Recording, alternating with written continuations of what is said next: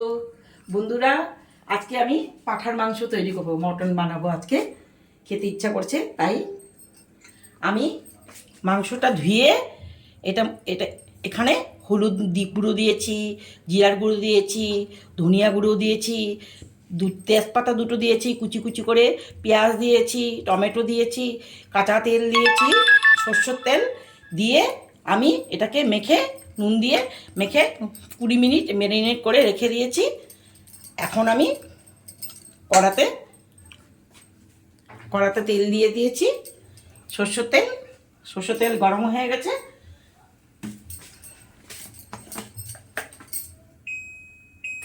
এখন আমি একটু একটু চিনি দেবো, এটাতে একটু চিনি দিলাম।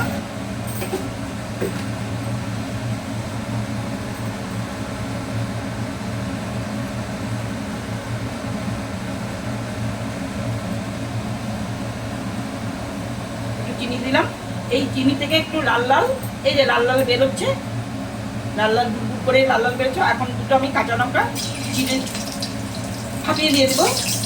এটা একটু কালার হবে, এটা কালারের জন্য আমি দিয়েছি এটা। এখন আমি কুচি কুচি করে কিছুটা পেঁয়াজ দিয়ে দেবো।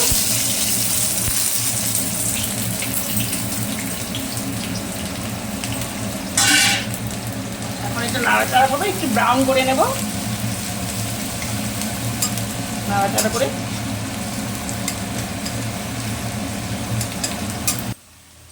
আদা পেস্ট করে দিয়েছি, লাল কাঁচা লঙ্কা পেস্ট করে দিয়েছি, সব দিয়েছি। 20 মিনিট ম্যারিনেট করে রাখার পরে এখন আমি এটা, এই যে পেঁয়াজগুলো ব্রাউন কালার হয়ে গেছে, এখন আমি এটা ঢেলে দেব।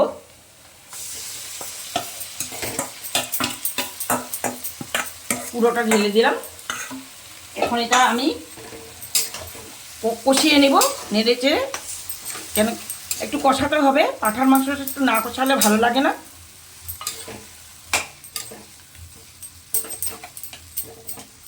কষতে হবে খানিকটা সময়।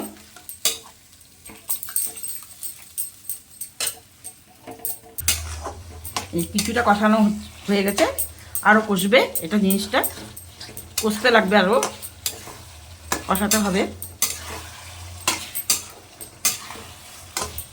চুলার আঁচটা, গ্যাসের আঁচটা যদি আমি বেশি করে বাড়িয়ে দিই, তখন এটা পুড়ে যাবে। একটু আঁচটা কমিয়ে আমাকে কষতে হবে।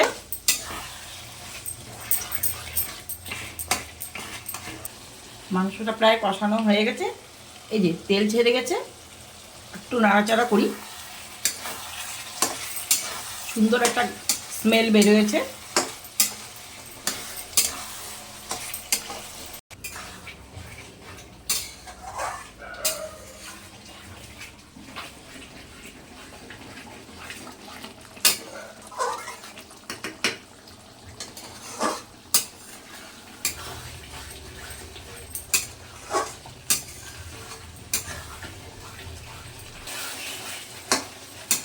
মাংসটা প্রায় 3 ভাগ হয়ে গেছে।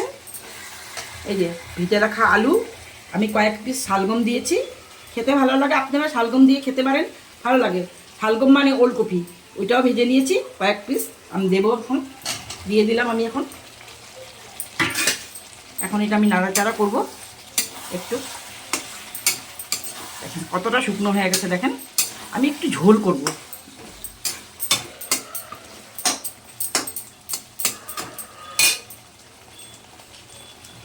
বাটি ধোয়া জলটা দিয়ে দিচ্ছি।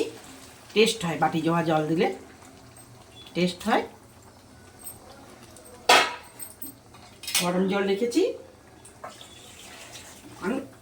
এখন আমি খানিকটা গরম জল করে নিয়েছিলাম, এখন খানিকটা গরম জল দিয়ে দিচ্ছি। একটু ঝোল লাগবে।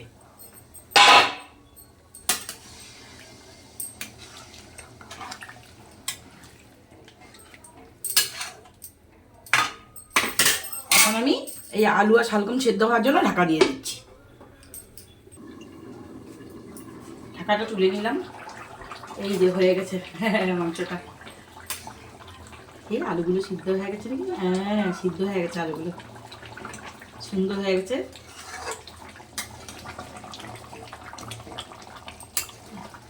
আমার মাংস প্রায় হয়ে গেছে। প্রায় হয়ে গেছে, না হয়েই গেছে।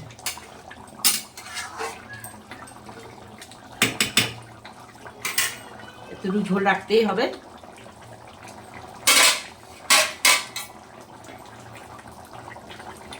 এখন আমি জলে গুলিয়ে রেখেছিলাম মিট মশলা আর গরম মশলা, এটা দিলে একটু সেন্ট ভালো হয়, খেতেও ভালো লাগে। আমি দিয়ে দিব কয়েক চামচ।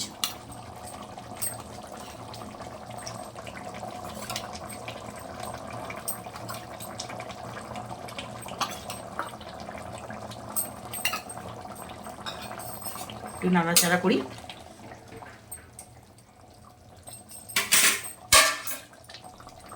আমি এখন গ্যাসটা বন্ধ করে দেবো, আমার ঢাকা দিয়ে দেবো।